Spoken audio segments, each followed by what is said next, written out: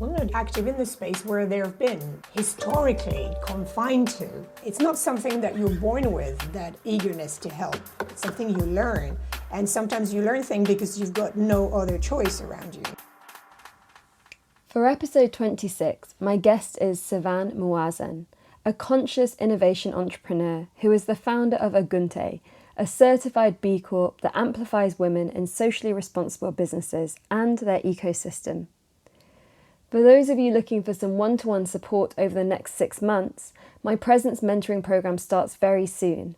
I have designed this based on what I wished I had as a social entrepreneur and activist, and so I hope it can serve you. More information about this can be found at www.amisha.co.uk/leadership. And for those of you in London, we are hosting an all-day event called Alchemy and Activism with Louis Weinstock of Radical Alchemists on September the 2nd. We have a special discount code for patrons of the show. To find out more, visit www.thefutureisbeautiful.co/events. And now for our swim in the river of social enterprise. Welcome to The Future is Beautiful, with me, your host, Amisha Gadiali. On this show, we explore the weave between politics, spirituality, creativity, and sustainability. Every one of us has ideas and personal experiences to share that can lead us to a brighter future. Despite the challenges we face as a global community, or the pressures that we meet in our daily lives, when we stop and dare to dream, to ask ourselves the big questions, and to share what we are already doing, we create the future that we wish to wake up for. That future is beautiful. I am delighted today to be sitting here with you on your kitchen table, Servane. Lovely to see you. Lovely to see you, Amisha. And I always love interviewing people that were contributors to the book that The Future is Beautiful, when it was Think Act Vote, made now. Well, that project started 8 years ago, so a while ago. But actually, that a lot of what was shared in that book is still relevant today. This tuning into what we feel is important to us and making it happen, creating it in the world. And you have worked now for 17 years with women in this world of social enterprise. Yes. And through that, you have had an enormous opportunity to meet so many inspiring women and to see some of the incredible things that they're doing. So to start, I wondered if you could share 2 or 3 projects that you're particularly excited about that you've seen come through Ogunte.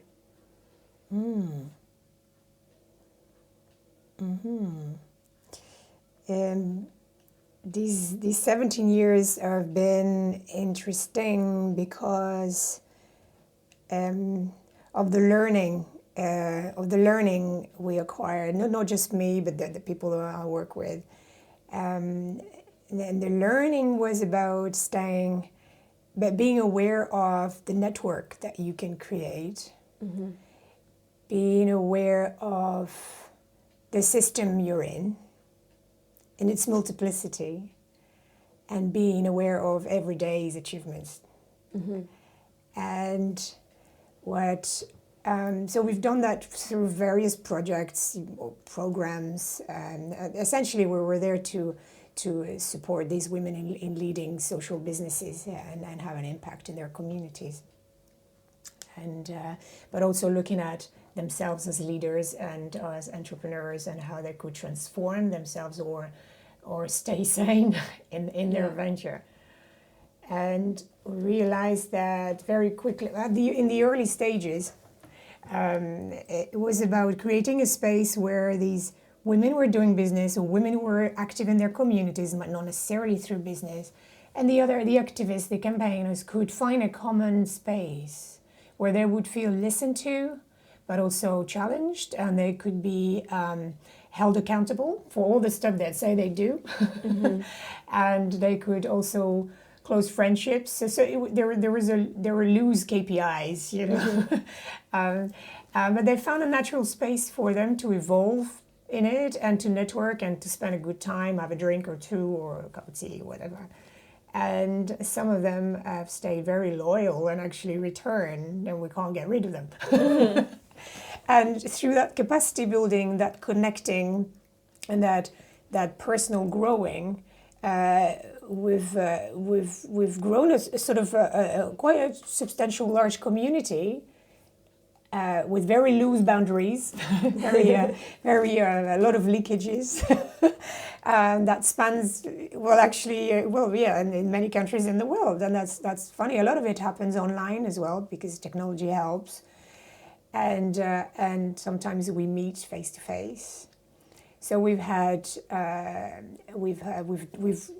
put some sort of support packages, and we call them awards, for instance, where these people could share their achievements and explain how they were doing their business or their activism in their specific settings. We've done also some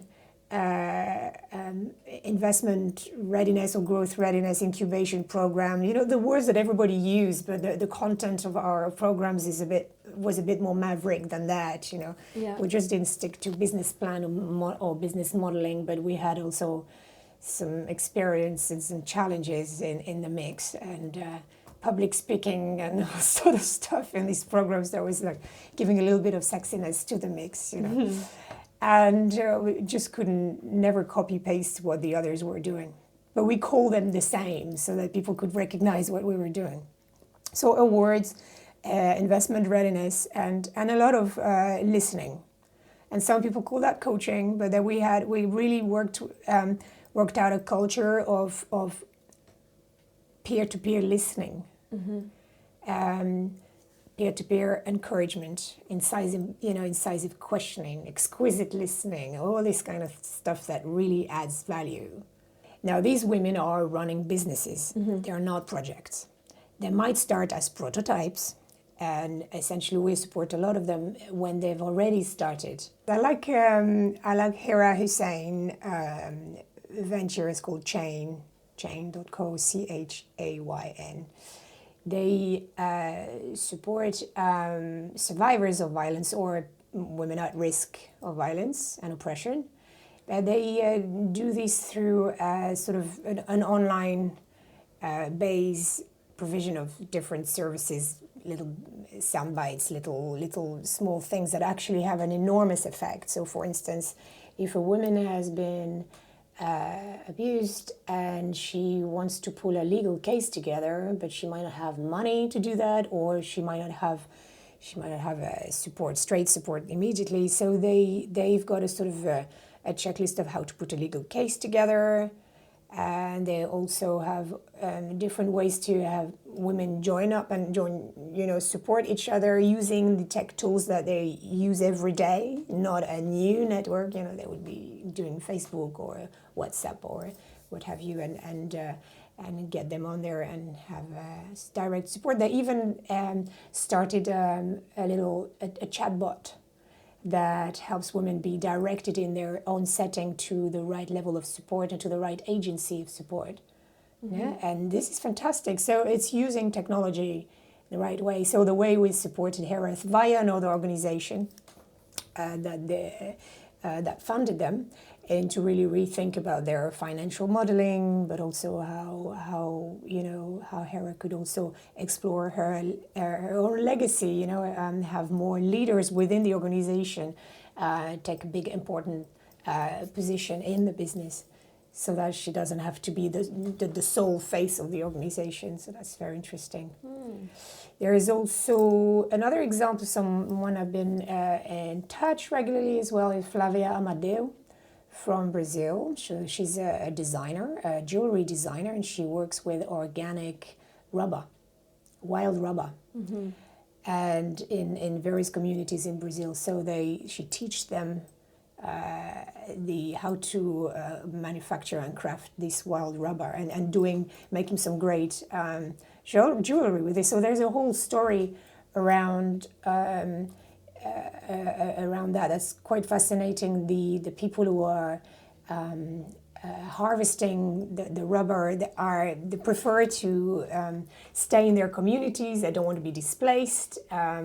Learning to do all these jewels enable women and men to have better conversation, communicate better, and have better interactions with their communities, and they can also transmit their art as well, and their traditional art and cultural imprint into these designs, and it's fabulous. Beautiful. It's fabulous.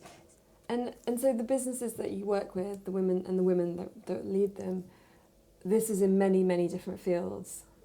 So what are some of the other kind of areas? So tech for good, or what are some of the not specific examples, but just the industries that social enterprise covers? Yes, so we would have a lot of waste management or organizations, people who are recycling. So we'll put some infrastructure in place to help people recycle more or to manage the waste better.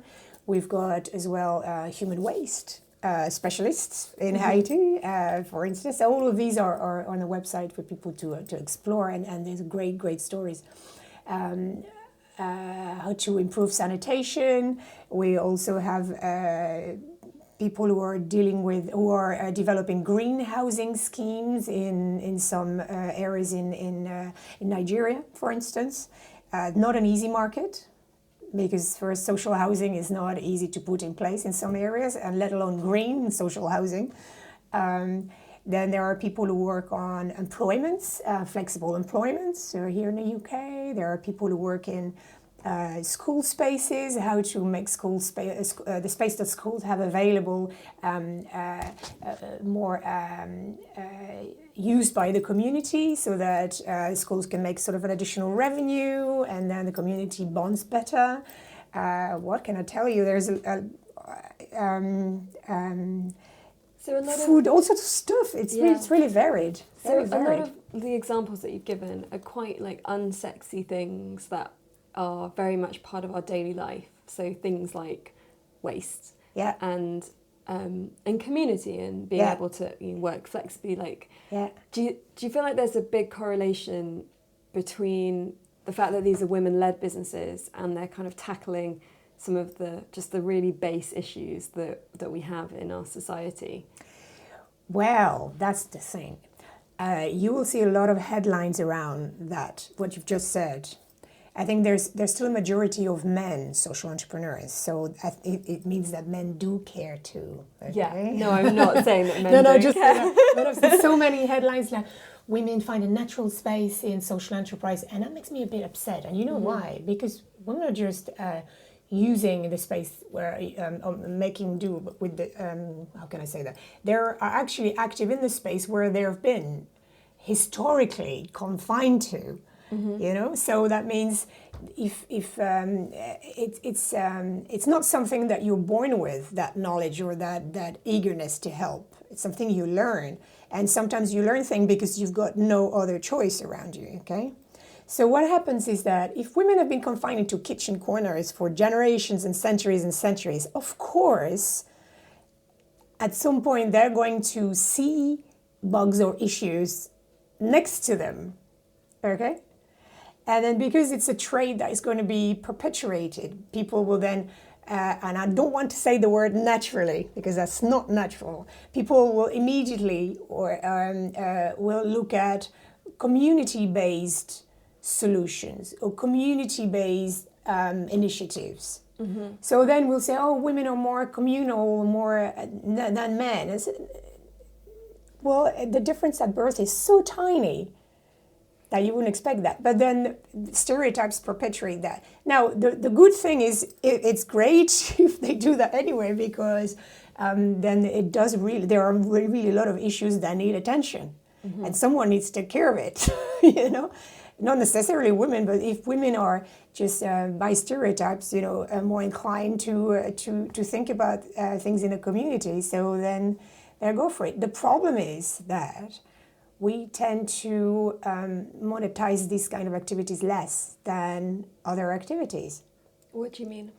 Now, if you look at childcare or arts or education, it has a less financial attraction than technology, hardcore technology, or industry, or things like that. Maybe the investment is not the same, or doesn't look the same. There's less infrastructure needed. However, the impact on our whole community is huge. Mm-hmm. And so we don't put the same financial value on these activities. And that's where the problem is, because it keeps a society afloat. It keeps a society bonded. So it's necessary to have education, a good and healthy environment, but we don't put as much as the same price tag on it. And if by accident women are the ones who deal with these issues, mostly, care, education, then they also pay less. Mm-hmm. Do you understand? And we perpetuate this. So that's why, even in working in the sector and paying a lot of attention on social enterprise through a gender lens, I do not buy these head titles that says, "Oh, women are naturally attracted to social enterprise." No. Let's be very, very careful with what we say. So I love to sometimes to just make some leakages and I don't know how to say that, to challenge that. Yeah. So I want to come back to the inequality issue. Yeah. But you said it's not natural for women to care. Do you mean for women to care more, or for people to care? What does that mean? What I'm saying is this is not the prerogative of women to be sole carers or to care, because that would suppose that by default men are the ones that are more agentic and transactional. I don't know how to say that. They're put less emotion in their thing, and it's an absolute demise for men not to just come up with our emotions. We all have emotions. We all care. Yeah. We have different conduit to express that, and stereotypes have forced us into some corners, and we perpetuate that. And you don't feel like motherhood, the mother instinct comes into that? Or do you think that's a stereotype? Well, because you don't have the choice, generally. Mm-hmm. You are the one who think of the dentist appointment, the school appointment, more than maybe your other half. People don't challenge that, and not all women have a mother instinct. Yeah. And some father have got a very good father instinct that needs to be cherished and recognized much more. Yeah. And I don't believe in that. Yeah, I mean, I totally agree that it's the stereotypes, but I also feel like the stereotypes are there because of conditioned behaviour that has gone on for centuries. Mm-hmm. And so then I question whether, what's natural and what's not natural, because it's also natural to behave a bit like our mothers, but a bit differently. Mm-hmm. That's kind of how we evolve. Where's daddy in the picture? Or where's the other half? I want to be a penguin, and I'm very happy with my partner, who's also a penguin, takes care of my 8-year-old, yeah. And I can just go and do the hunting or whatever I have to do as a penguin. Yeah. And there's no problem about that. I'm sure that my other half penguin can take care very well of my 8-year-old penguin. So why penguins? Why penguins? Because that's an example in nature where the father penguin just sits on the eggs, while mommy penguin goes hunting or is swimming or whatever she has to do. Mm-hmm. Yeah. I think we've come a long way in terms since of... penguins. Well, I don't know if we've gone that far yet, but we've definitely come a long way in this last generation of... the men that I know that are becoming fathers at the moment, the role that they want, and also the role that they're allowed to have is very different to how it was a generation ago, and that's really beautiful that evolution is happening. And maybe all of us are being allowed to care a bit more as well as the world of work is changing, and a huge part of the population is very dependent on corporate-based jobs. But then, because of also job security, there is a lot more people that are setting up their own thing, because it's quite hard now to get the job that you feel alive in, that gives you that security. And there's also more freedom and flexibility, especially if you have children, that people don't want to go and work these long 8-hour days away from home. And plus commuting. Commuting. Mm-hmm. And they're not 8-hour days anyway.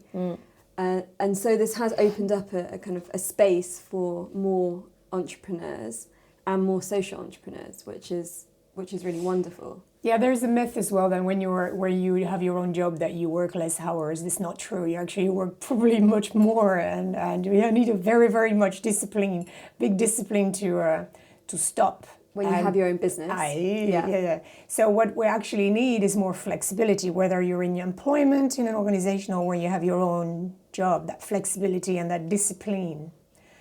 And then you add the caring into that, or and some sort of maybe protection. You protect yourself, and maybe in some cases, in some countries, the law or policy protects you as well against yourself, because when you start working long hours, then you can't have the same attention for yourself, for your partners, for the people you care, you know, whether it's an elderly family member or a child or a foster child.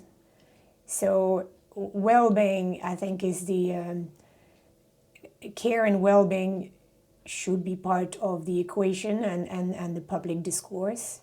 It's not a fluffy thing. It's a very, very important thing. And sadly, I don't think now that the way employment goes is going in a good direction. So people say, you know, they do their own job simply because they've been made redundant, so they try their own thing, or they have multiple hats or portfolio career. You need a lot of discipline and also skills to be able to contain all these work in a certain amount of hours, so that you can still have space and time, if you can, to really rest and sleep and take care of others.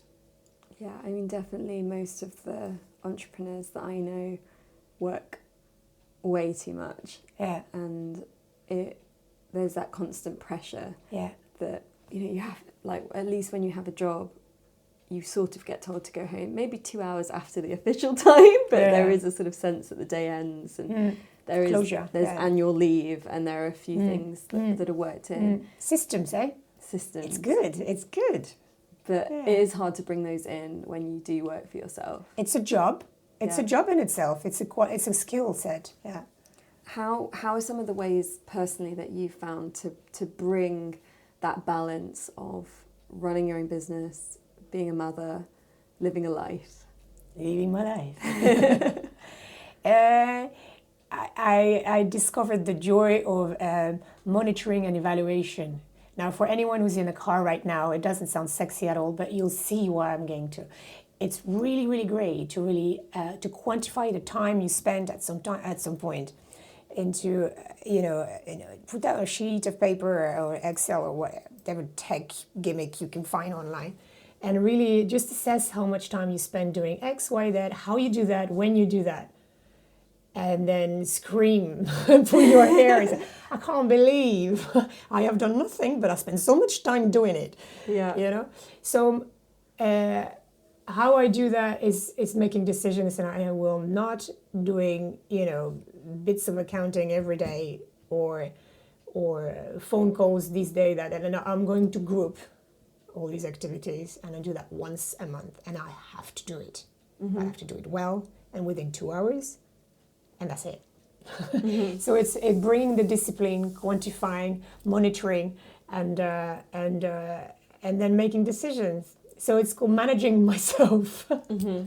So I've done that, and sometimes I'm proud. I don't even open my laptop for 2 days at the weekends, which is great. Are you cheating on your phone? Yeah, I delete all the there are now because I've monitored it. I know that there are less emails coming on the weekends. So it's great. My pleasure is to delete emails. So I've got a 0 inbox on Monday morning. Wow. And what about some of the activities or the practices that you use as well to find balance in your life? So I know you're a big fan of capoeira. I am. My 44-year-old body sometimes allows me to play. I've started 20 years ago. This is great. It brings not only physical wellness, but mental wellness, balance. And I think it has contributed to building my resilience as well. It's a very trendy word, resilience, isn't it? I'm not sure I always understand what that means, but capoeira taught me to fall and get up again, and de-dramatize that. Resilience sort of implies that we're always in battle. Yeah, maybe. Yeah, if you stand up in the wind outside, you got to stand. That we live in a tough environment. Battle. Yeah, there is some friction and some forces at play. It doesn't need to be a conflict. See the words that we're using. Resilience might be as well looking at your body and how you digest some food, or you became allergic to some sort of food, and making you have to be aware of the things that are good for you. And yes, there are frictions, but frictions are there to remind you that you're not just a program, a computer program. Life is much more complex than that. So, and the friction for me this morning when I saw the litter that was dumped on our pavement, and there was a bit of friction there, and I was sad to see that.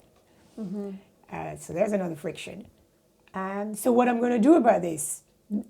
So my resilience helped me to say, well, maybe phone the community group and say, can we do another campaign locally to just help some people understand that they can just call the council for an extra bin instead of just suddenly dumping it onto our pavements. Or, some resilience also gives you the fuel to take a decision and act. And so for anyone that's listening, man or woman, I know that you work primarily with women, but I also know that was sort of accidental in a way. It wasn't where you set out to go. If somebody is listening, one of our friends, hello, and thinking, okay, we haven't made it sound that great so far, but they want to start their own business and start a social enterprise, how do you recommend that they get started? Because it's such an overwhelming idea that it's so overwhelming, and yet it's so beautiful that the thing that you care about the most in the world can be part of your work, and that you can actually have an impact on your community, on the global community, and make your work meaningful. And yet we also know it's really challenging. And where do you recommend that somebody starts? That's daunting. So first, there are a couple of maybe things, adjustments maybe to work on in your thought process. Then I would certainly, it's great if you want to save the world, quote, quote. But you can't. I mean, not between 9 and 5, So maybe I would suggest, what I suggest to the people I work with Ogunte is, how about we reframe that and we look at changing someone's world. And then it becomes 2 people, and then 3 people. Along the way, you will have prototyped something, some activity or intervention. It might be a product or a service or a campaign. Then you build your community or your group, even if it's 2 or 3 people. You test, you validate, you amend, you prototype again and again, and you grow from there. And it might be that after a year you say, maybe not a good idea. So, but you don't want to succumb to the idea that it could have been a defeat. Testing and validating is a normal process. So first, look at how about changing someone's worlds instead of changing the world. The second thing is social enterprise means everything and nothing legally. So don't be too focused on that. I would certainly encourage you to look at what systemic issue is at play now, and what have you identified, or what process you can identify to see what trigger would mean change is going to come. And it might be that, so you don't have to put a whole infrastructure together and then call it, Amisha Infrastructure Limited. I'm going to run a... Can you imagine? No, really, no. But that's why I give that as an example. You don't have to do that. And I hope it's going to solve the whole thing. Sometimes it's some tiny community intervention, a dialogue, or even an attitude change, behavioral change on action, an intervention that changes a behavior, and see if it can be replicated. That could trigger massive change. But you have to work on identifying what it is. So before you go to internet.com and register your Amisha Infrastructure Limited business, Don't take it. I'm going to buy that domain when I get home. Probably would anyway. Anyway, it doesn't matter because it wouldn't work this way, and I'm sure you can find a fancier title. Not that Amisha is, Amisha is great. But limited? I don't think you're limited. No. So I think there's a lot of study and research and evidence to be gathered, and also testing. And you need also to fund yourself, pay bills, eat. So think about that first. And then gradually carve out some time in your week. There's only 10 days a week, as we all know. So find one day out of 10 where you... we're wondering where you find the extra 3. Yeah. And then you count, and you multiply by 2 because you count the nights as well. Uh-huh. But don't say that to anyone. So... We've just told thousands of people. Yes, but they know better. They know very well. Anyway, so you carve out some time and then have at least some discipline during that day. Say, plan ahead that I will need to discover X, Y, Z before I make a decision to move forward. And who can I involve in a process? Who do I need to interview? Where is the research? And whatever you come up, whatever idea or intervention, idea for an intervention you come up with, you need to test and validate. It might be looking very great on paper, but you need to be sure that you're not going to do any more harm that there already is. Mm-hmm. So it's not about being risk averse. It's about designing properly something that would help your community or that person's world. Yeah. And what ideas do you have for, making sure that you can eat and starting in a financially sustainable way?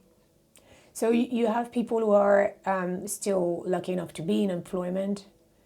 There might be some negotiation if you can go to work maybe part-time or 85 or 90% of your time. Sometimes you just need 2-3 hours a week. Maybe if you work full-time and then you accompany, maybe you go with your child to a sports event and use that time where they're on their own with their friends to have that blocked out hour of reflection. And it's okay to have some me time as well as a parent if you can. It's good if your significant others or family members know that you will develop something. You can, if you want to do this with 2 or 3 other people, maybe you can put a little pot of money together to fund this, whilst not cutting in your personal budget where you need to eat and pay your bills, etc. Being aware of your personal finance is absolutely crucial. You really need to budget your personal finance and be absolutely sure that you're on track before you start a business, because if you can't handle your personal finance, how will you handle business finance? Mm-hmm. It sounds boring, but it's actually quite rewarding when you say, hey, I'm on track. And it might mean sometimes to change commodities providers, electricity providers, and have a better deal, save here and there, and be in a process of really being good with your own finance. Right?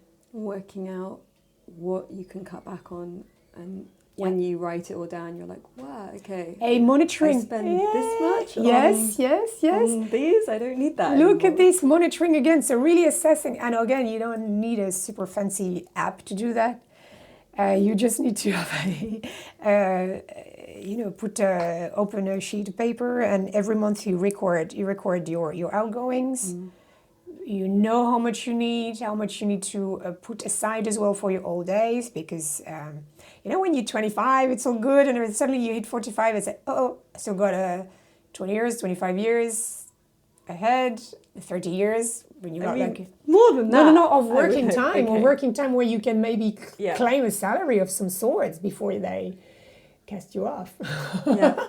So, you've got something to bring, and you can be paid for. We're not eternal.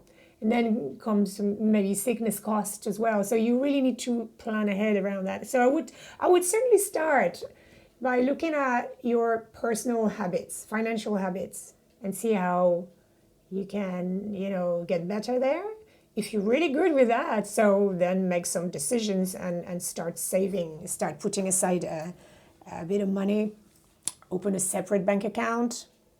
Don't mix up things. And if you're not good with that, you would recommend Get a getting workshop good with that before you leave a job or anything. Yes, because you can be as social and environmentally wired as you want and entrepreneurial. If your finances are not good, you're going to fail. End of story. And what about if you don't have a job? So you're not in employment. Maybe you've been made redundant, or maybe you've just had kids, or something else, which means that you're not coming from a place of a salary. Yeah. How do you recommend getting some money in and getting yourself started? Yeah. So first you need to find whatever happens before that business will need investment. And once you need investment, you also need to pay your bills. So that your food and a house over your head. So you need to figure out, and some people are very lucky, they have a significant others that can cover that. Good for them. But a lot of them haven't got. So that is the priority. You are the priority. Food, shelter. So it might be that you have your CV is your best friend, and you will be able to have a gig together to sell some of your skills and get yourself some money this way. If you're really lucky, you can join your business idea or your prototyping idea from and test, provide some services that will get you attributed, and during these services will be a way for you to test your idea. So it might be a pop-up stall somewhere, if it's a product, or you start from wherever you are on social media, which you might not pay. I mean, you still have to pay for your internet connection because that's the reality, and sometimes they're not accessible. But if you are still lucky to have access to an internet connection, start providing some services on the social networks you're on. Mm-hmm. Don't reinvent the wheel. It is about prototyping all along the way. Yeah. So coming back to this issue around inequality and women, is this a reason that you see a lot of women wanting to start their own businesses so they have more control over how much they're paid and their maternity and that kind of thing, or not really? Is that just a side effect? I don't think it's clear cut. I've heard many stories. Some women I know, for instance, I know June O'Sullivan, who's doing London Early Years Foundation. She was always been very, very interested in that topic of early years and inequality and in social justice. Anyway, it's like an obsession. So she found some jobs in that, but at the end of her journey, she ended up transforming a charity that was struggling. And now she's heading it, and she flies, and she's leading the pack with that one, London Early Years Foundation. So there is a way to, and she was a lone parent, I think, as well. So I think there are different motivations. It's about eating, having control, putting a shelter over your roof.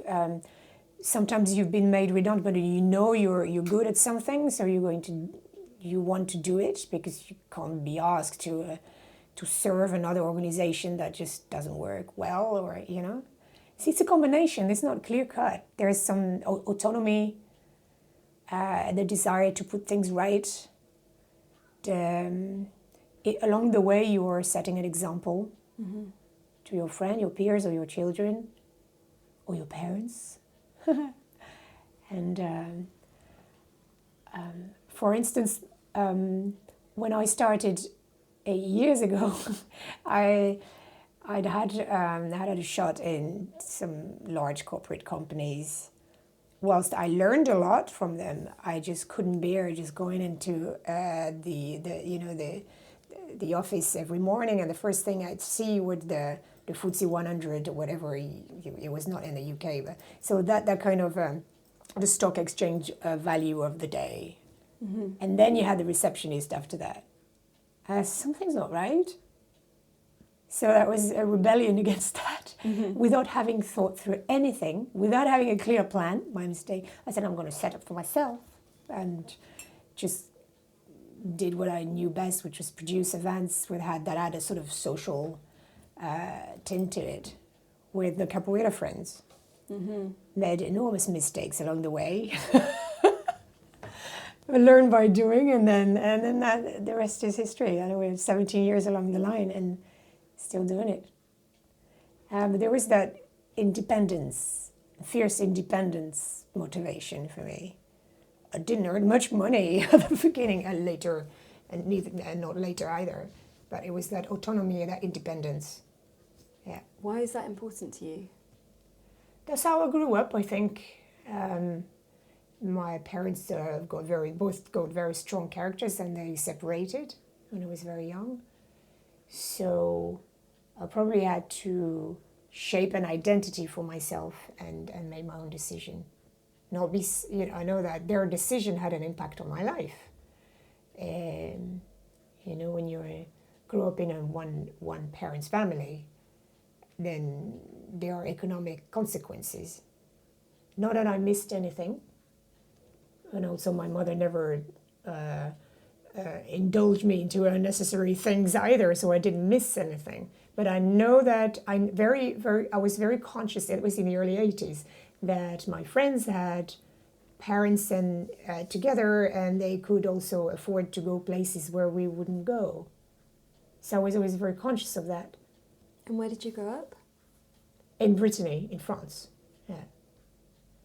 So, and I was language fanatic later on, so spoke English quite early, and then learned other languages. I learned Dutch as well, on holiday, as you do. And then I decided to, leave the nest and then work as an au pair, and just, in the Netherlands, of all countries. And then, that's how I started my adult life. And that was it. I always had an autonomous soul. Mm-hmm. Yeah. What brought you to Britain? Love. Beautiful man. And I'm just realizing I haven't got this picture here, but yeah. Well, our friends listening can't see anyways. He's gorgeous. He's gorgeous, yeah. It's a long time ago now. Mm-hmm. And we met in Amsterdam, actually. He was working. He's British, Jamaican. And he was in the Netherlands to work on a social project as well, putting musicians, teenagers, young people together and construct a piece of music within 3 days, various instruments, lyrics, songs. And they were doing this with the Asian Dub Foundation. And I had other connection with the band, and just, it's a long story short, I had to be there to pass on some video material for the band, who was not there, but he was there with the project, and I just, that was love at first sight. I never left him there since there. Beautiful. So he was, I think it's interesting story, because he said, no, I'm not an activist, but actually he was always involved in some sort of social project involving young people and communities, but he's not an activist. Funny thing. Yeah, it's interesting with the labels. Yes. There's something, I think I had to respect the fact I'm not making what he didn't want to be. However, he had a lot of knowledge and skills in that area, so I learned a lot from him, which was great. Yeah, coming from the Netherlands and coming in London after that was a good entry. And from then on, I evolved in that social enterprise sector in the UK, and I learned a lot about them as well. It's interesting, this this path of being an entrepreneur and being a social entrepreneur that I don't know if there's a way that you can go through it smoothly without having your learnings and facing your shadow and facing kind of your inner challenges. I think running a business or your own projects or whatever it is, putting yourself out there does bring up a lot of internal issues. And one of the things that, when we first met, I was very much in the social enterprise world, and I felt that I was working in a way that was burning me out. Like, it's sort of my nature to just go full on into whatever I'm going into and give it everything I've got. And that is my nature, and I've tried a lot of things to change it. Yeah. And it does seem to still be the way that I do things. Great, I hope you produce a book about it. Maybe one day. And so it's interesting because I feel like on one hand, you have to use who you are and what you've got. Yeah. And so you can't, it's sort of impossible actually to run a business and be like super zen and calm all the time and really be looking after yourself. No, I never believe anyone who says that. And so all of those books that tell you how to do that are kind of lying. Yeah, but they keep writing these books. If any of them were true, they wouldn't sell any books anymore. That's a business in itself. Yeah. So then you constantly feel bad about yourself because you're realizing that, that you're not able to do that. Yeah. And so one of the things that for me was that I kind of left that world a bit burnt out for a while, and I went very deep into my spiritual path to sort of come back into that world, and then also to notice that some of my patterns are still the same. I worked on a project recently and that was very fast paced, and I felt quite burnt out by the end of it. You exploded. Yeah, but also that that's what led me to working on my mentoring program, which is working with entrepreneurs to learn how to use their patterns and their weaknesses as a strength, and also to shift the subconscious patterning that we all have. So a lot of us are basically running around as adult versions of the 7-year-olds that we were, playing out a lot of our internal patterns. And so I work with people kind of on becoming more aware of the patterns that are driving our decisions or our reactions to things. Yeah. So how we interact with other people, and just realising that actually the adult world is very much like the playground. But it is, isn't it? Funny. You say your patterns, but also your family history. Yeah. So it's not just your pattern; it's your whole family. Is that what you mean? The whole. Yeah, absolutely. And the decisions, and what's funny is when someone takes a decision and it just curves your whole future. Oh, I find it fascinating. What do you mean? Tell me an When example. I mean that, what if my parents hadn't divorced? Right. So maybe I wouldn't have been having this conversation with my mom the same way about social injustice and the hardship of what does it take for a woman then in the early 80s who works in a Catholic school as a teacher to divorce. The implication of that. We're living in a small village, and then she decided to move places because she had a better opportunity somewhere else as a teacher. And then I never really enjoyed that new place. So there is an uprooting. Can you say that, uprooting? I don't know. That there was some disconnection here that I didn't enjoy, and the fact that I was, what I later translated as imposed that change in my life. There is something like a resentment. So I was finding a way to escape that place. This is subjective, I know.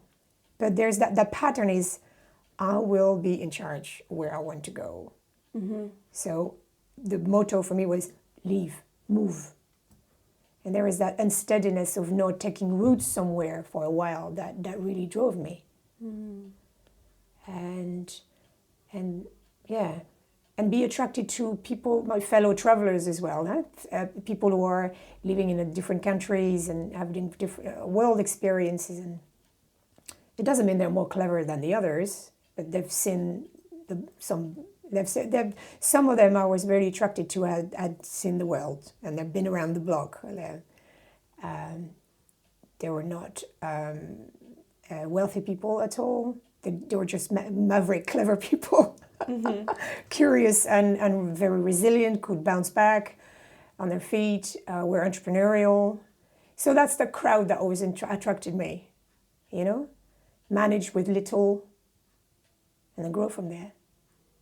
Yeah, I mean, I've become more aware of how coming from an immigrant family has shaped my worldview. It's made my world huge right from the start, but also that, my desire to constantly bring people together and connect people from different backgrounds and different ideas. Yes. It also comes from a subtle unease at the status quo, because as an immigrant family, obviously for my generation, because my parents came here, it was easier for my generation because I was sort of born into it. But yet I didn't realise how much there was a subtle feeling of not belonging playing out constantly, and a subtle drive to belong. And so when I was able to really look into that, then I was able to acknowledge that exists, and then that brought a much more relaxed nature to myself and then to my work. And so I do believe that the more that you kind of bring awareness into your inner world, because your inner world is affecting your business, whether you... Yeah, of course. It's part of you. To go back to your question about what is this urge to start a social entrepreneur. You don't really start it. You identify issues, you grow into a movement, and maybe enterprise is a tool for you as a vehicle to solve the issue. And it also pays your bill along the way if you're lucky enough. But it's not as a clear cut as let me start a pottery business. Even pottery business, there must be something around that connects you with some sort of a story of yours somewhere down the line, I hope. But there's always a story somewhere. But because social entrepreneurship and environmental entrepreneurship is beyond just yourself, you can't just decide one day I'm going to be a social entrepreneur. No, you are or not. And then you use a vehicle that has some commercial aspects of it to create social impact. What do you mean you are or you're not? You are. The mindset behind it is important. You can't just. There's a lot of. It's in a way it gains trendiness at the moment. It's been there for a long time. Even Greek people had some sort of mutual setups. Social enterprise is not new. Nothing new. But it gains trendiness at the moment, and I wouldn't want people to start believe that they can invent themselves social entrepreneurs. Either they have it, or they're going to have to learn it, live it, absorb, make choice in their own households that reflect that decision as well. You can't just invent social entrepreneurs and then suddenly, have everything plastic around you, or not thinking about what you put in your washing, your cleanup liquid, or things like that. How you recycle your clothes, or you do not buy anything new, or. You have to have some very intimate decision as well. And if are they actually reflected in your day-to-day activity? It's a valued-based way of life. Exactly. But it's not easy, and there's always room for improvement, But what makes me sad is that people are chanting this, social entrepreneur this and that, and actually it's not reflected in their day-to-day practice or way of life. And that makes me sad. So I'd rather people make less noise, but are more congruent behind closed doors and educate themselves or others this way, Do you see that a lot, where you see people being very loud about their values, purpose in the world, but you see a lot of disconnection in how they live? Yeah, right now I'm rolling my eyes, yes. Now, okay, so... You can't just slam people for being interested and, for want to do their bit. But maybe being part of these networks is interesting because you can have these interesting conversations. Yeah. And very quickly, the message needs to circulate that it's not just a nice to have kind of stuff on your CV, or it requires work and decisions, and that's it. And similarly, there's a lot of people who don't label themselves social entrepreneurs, but who just act this way. Naturally, they have put some practice in place, not just in their household, but in their work, that takes in consideration stakeholders or their community. They think naturally this way. They have the mindset as well, but they're not bothered with putting a label. They're not even aware of it. Funny enough. I mean, one of the beautiful things about labels is that they do bring people together. Yeah. And so by Ogunte being for female social entrepreneurs, that gives a space for women who are working on projects, businesses that are social enterprises, to come together and meet other women, and then therefore to... Yeah, it's a rallying post, like on the beach, you know? Post 1, post 2, post 3, when you have a date with someone, you say, where do I meet you? On the beach. Yeah, and the power of networks is so important, because the feeling alone and the not having other people to discuss ideas or find ways out of problems or for extra inspiration can be very lonely and isolating, can also keep you quite stuck. Yeah. Can you speak a little bit to the power of networks? That's my pet topic. I think, like you, we're probably extremely well networked, but there's something, there's some work around that you need to do as well. It means following up. It means doing that extra mile in engaging with people, asking questions, getting out of yourself, being interested, learning. So, and asking questions not always related to the stuff they present themselves with, you know. For instance, if you, during our networking events, we're not just talking about the job or the work itself, the business itself, but it's also about, you know, what is your driver? When are you at your peak? When are you at your downest? And how do you get support? How do you make decisions? And this is part of the networking conversation that you need to have. It's very intimate. So if you're not comfortable doing that, you might find yourself limited in your networking at some point, because networking involves taking the whole person. It's not just presenting your most shiny side, because that creates very shallow connections. Yeah. Although I'm aware that there probably is a professional emotional self, and oh my God, I really need to cry now kind of self. Yeah, I mean, I've definitely cried at people which I haven't meant to, and in some cases it's strengthened the connection. Yeah, it can be. And it's then very blurry. Other people have deleted me off everything, and I've never heard from them again. Because maybe they can't cope. Because it's triggered something in them. Yeah. So it's always a two-way system. Now the other thing is, we'd had a discussion previously about you have a sense of belonging in a community, and then the community or that network, because community and network, they are and they are not the same at the same time. You know, it depends who is in it, how people behave in it. So you think you belong to a network, you're good with it, and then life goes on, you change, people change, and then suddenly they're making choices that are not really in tune with your way of life or with what you want to explore, and say, nah, not for me.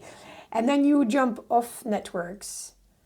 And then you meet another network, or maybe a community of interest that fits you at that time. I am like a bee. I pollinate with various networks.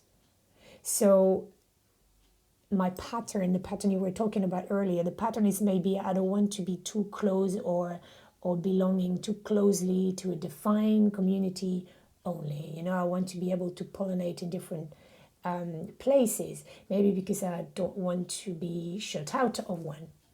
So by pollinating in different communities, first I'm sure I'm learning a lot, but there is a way that something is telling me that maybe I don't want to be just belonging or recognized as belonging to only one community. But then you've made that strength because you lead a community, and by going and cross-pollinating, you're bringing that knowledge and that way of thinking back to Ogunte. And that's a funny, you should use the word back. So I'm not bringing anything back. I bring the community with me and my peers. And sometimes I follow them rather than lead them. Nice. So it might feel fuzzy for some people who are listening right now. My point is I do not want to make walls around that Ogunte network or define it very, very strictly and rigidly. It's something that evolves. And sometimes it surprises me. And it cannot be rigid because the women we are supporting or connecting have got one point in common: they want to make someone's world better. Right? Some of them will still want to change the world, but so we leave that. It's fine. So it's very vague. Some do aquaponics, some do childcare, some do education, some do space technology, some, and stuff, and construction, and you name it. So it's very wide. Oh yeah, the common thing is they're women, which doesn't mean much because they come in all their multiplicity and their differences and their beauty all together. And it means, and because the time evolved, imagine in 17 years, the importance of, for instance, technology, how it's changing, leads us to have different conversations and different capacity building activities.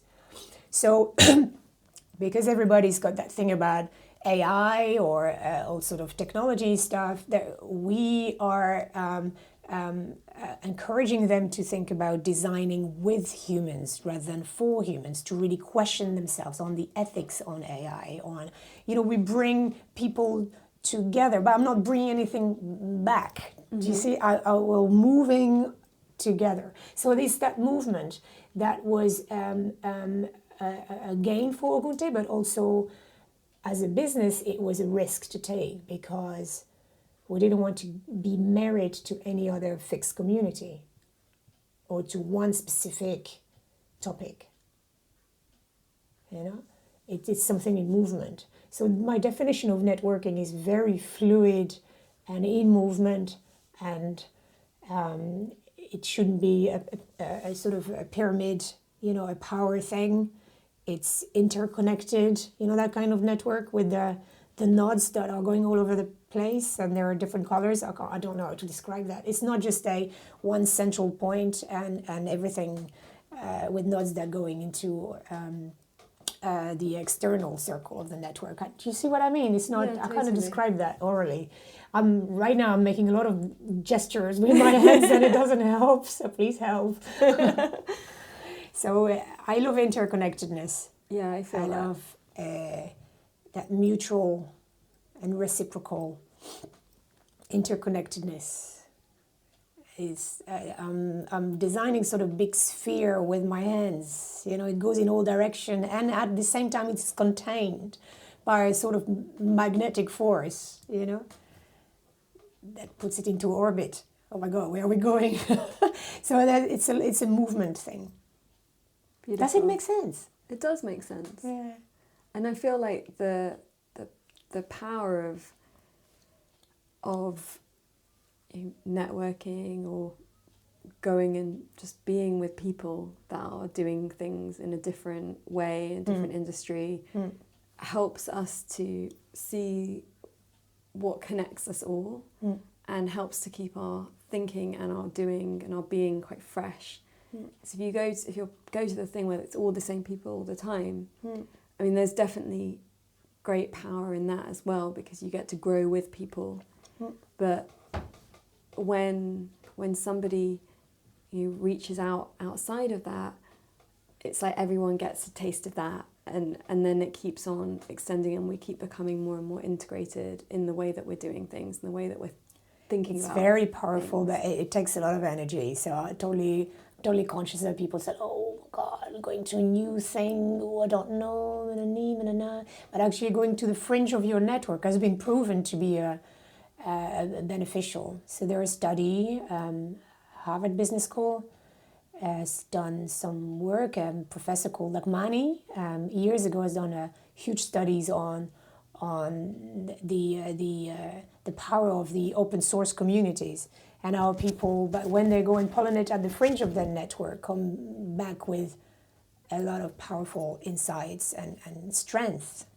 So when you network and you can see that there's maybe some maverick in your network, have a little chat with them, see what insight they bring in, and what their doubt or their encouragements or their warnings are, because there might be some gems in there. I was looking for the maverick. That must be my capoeira background. Well, I mean, I am too with this podcast. Finding the mavericks. Finding the mavericks and finding them in these different lenses. Yeah. Because actually I feel like there's so much that unites us, but yet having just thinking about it in someone else's language for a minute. I mean, you speak a lot of languages. I don't. I wish if I had a superpower, it would be to be able to connect in other people's languages. Well, you speak yoga. I speak yoga language. It's true. Yeah, watch that. I speak a lot of non-verbal languages. It's sort of physical grammar that is unattainable for most of us mortals. It's definitely attainable. That's a language too. We just need an hour or two together. It's a language. It's a language. But yeah, being able to experience somebody else's language in whatever form that is, whether it's actually their language or whether it's their non-verbal language, it just gives us this bigger perspective, and the more that we widen that perspective, then the more beautiful future we can create together.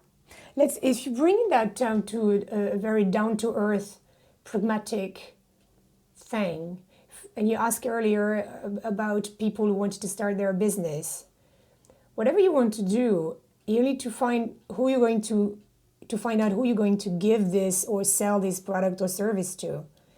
You have to learn the language of these people. So that, that skill that's good for your personal well-being is also good for business. Because you can't just chant the benefit of your service and products in a language that only you know. It's not going to last long, is it? So there, everything can be recycled this way. Yeah, beautiful. Thank you so much, Servane. Thank you for having me. It's been wonderful to chat to you. And it's ogunte.com. And you have a personal website as well. It's my first and last name.co.uk. Brilliant. ServaneMouazan.co.uk. Brilliant. Thank you so much. Thank you. Thank you for listening. As always, you can find links to everything we mention in this episode, download our book, and discover so much more over on the blog. We don't believe in selling you things you don't need through this podcast, and so it's made possible by you, our community. If you loved this and would like to contribute to our Patreon campaign or join our online group to connect with other listeners, please visit www.thefutureisbeautiful.co and click on community. Please also hit subscribe and leave us a review on iTunes so we can grow. Here is to us, creating a beautiful future together.